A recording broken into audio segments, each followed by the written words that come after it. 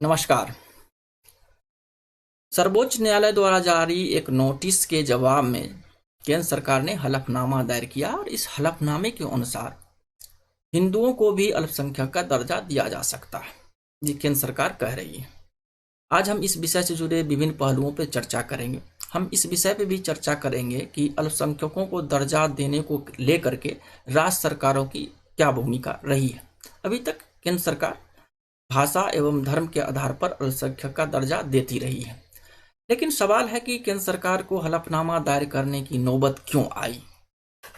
हम देखते हैं कि एक याचिका गई थी और याचिका के खिलाफ सर्वोच्च न्यायालय ने केंद्र सरकार को नोटिस जारी किया था और नोटिस के जवाब में हलफनामा दायर की गई है।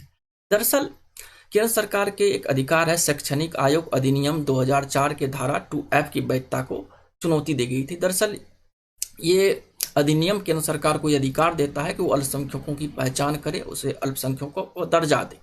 इसके बाद राज्यों के सामने स्थिति आ गई कि अल्पसंख्यकों को दर्जा देने का अधिकार केंद्र सरकार के पास है। हालांकि ऐसी स्थिति है नहीं, इस पर हम आगे चर्चा करेंगे।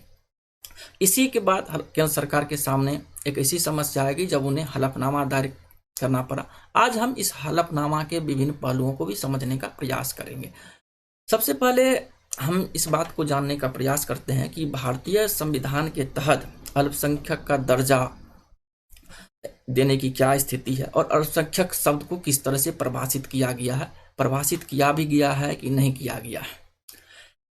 अल्पसंख्यक शब्द का उल्लेख भारतीय संविधान में है, लेकिन इस भारत में अल्पसंख्यक की कोई परिभाषा नहीं है।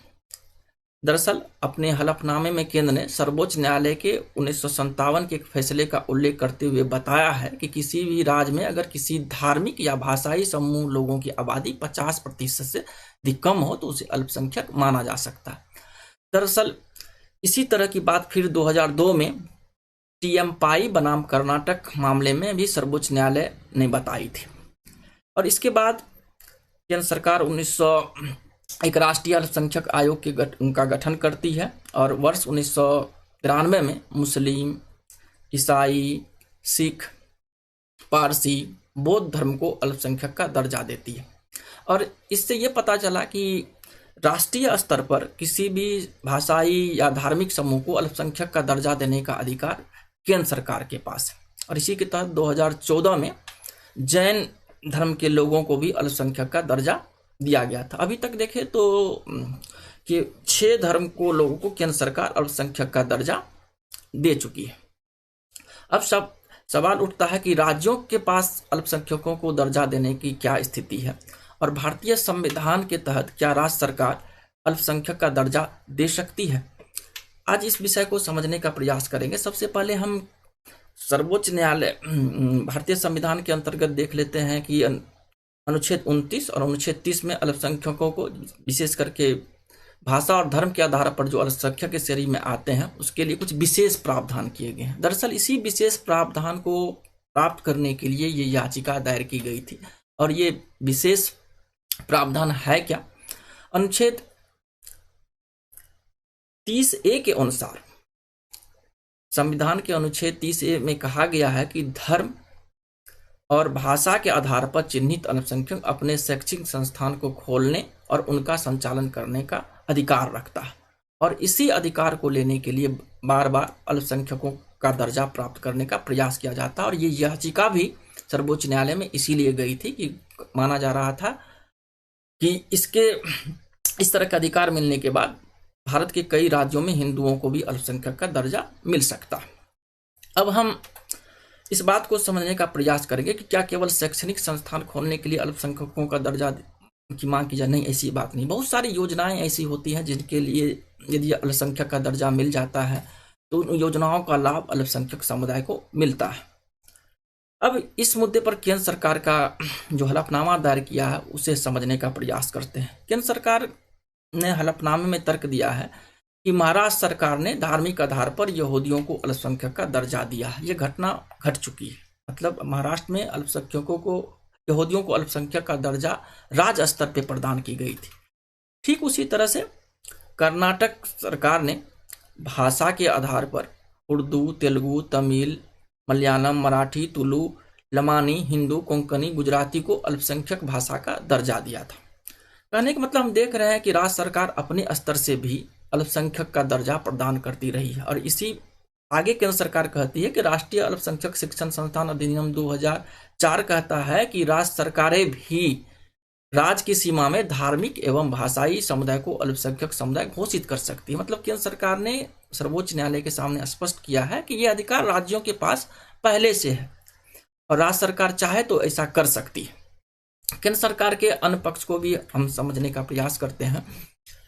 हमने देखा है कि अल्पसंख्यकों को दर्जा देने के लिए कई बार केंद्र और राज्य के बीच भी मतभेद उभर कर सामने आए हैं, और उस आधार पर देखें तो राष्ट्रीय अल्पसंख्यक शिक्षण संस्थान अधिनियम में इस बात का जब केंद्र सरकार स्पष्ट कर रही है कि इसके तहत राज्य सरकार भी दे सकती है, तो ये मतभेद अब आगे कम होंगे। इसके बाद देखिए तो केंद्र सरकार ने सर्वोच्च न्यायालय को दिए हलफनामे में कहा है कि किसी भी राज्य में कोई समुदाय धर्म या भाषा के आधार पर अल्पसंख्यक है तो उसे अल्पसंख्यक दिया जा सकता है। अब भारतीय संविधान में केंद्र सरकार का साथ साथ ये भी कहना है कि हमने राज्यों को अल्पसंख्यक का अधिकार दिया है, लेकिन इसका अर्थ ये नहीं है कि अल्पसंख्यक पर बनने वाले कानून केवल राज्य सरकार ही बना सकते हैं, क्योंकि हमने संविधान के अनुच्छेद 246 के तहत राष्ट्रीय अल्पसंख्यक आयोग का गठन किया। अगर राज्यों के पास ये अधिकार चले जाएंगे तो इससे संविधान और सर्वोच्च न्यायालय के फैसलों का उल्लंघन होगा। और अनुच्छेद 246 कहता है कि संसद को भारत के राज्य क्षेत्र के ऐसे भाग के लिए जो किसी राज्य के अंतर्गत नहीं है किसी भी विषय के संबंध में विधि बनाने की शक्ति है, चाहे वो विषय राज्य सूची में शामिल ही क्यों न हो। मतलब कि केंद्र सरकार ये कह रही है कि पहली बात, यदि हमने राष्ट्रीय अल्पसंख्यक आयोग का गठन किया है और ये एक संवैधानिक आयोग है, दूसरी तरफ सर्वोच्च न्यायालय के भी फैसले रहे, इसीलिए राज्यों को अल्पसंख्यक का दर्जा देने का अधिकार होगा, लेकिन इस संबंध में कानून बनाने का अधिकार केवल राज्यों के पास नहीं हो सकता है, ये अधिकार केंद्र के पास भी रहेंगे। और राष्ट्रीय अल्पसंख्यक आयोग का गठन भी अनुच्छेद 246 के तहत किया गया था। यदि राज्य के पास ये अधिकार चले जाएंगे तो इससे फिर आगे केवल राज्य के पास अधिकार चलेंगे तो समस्या आएंगी।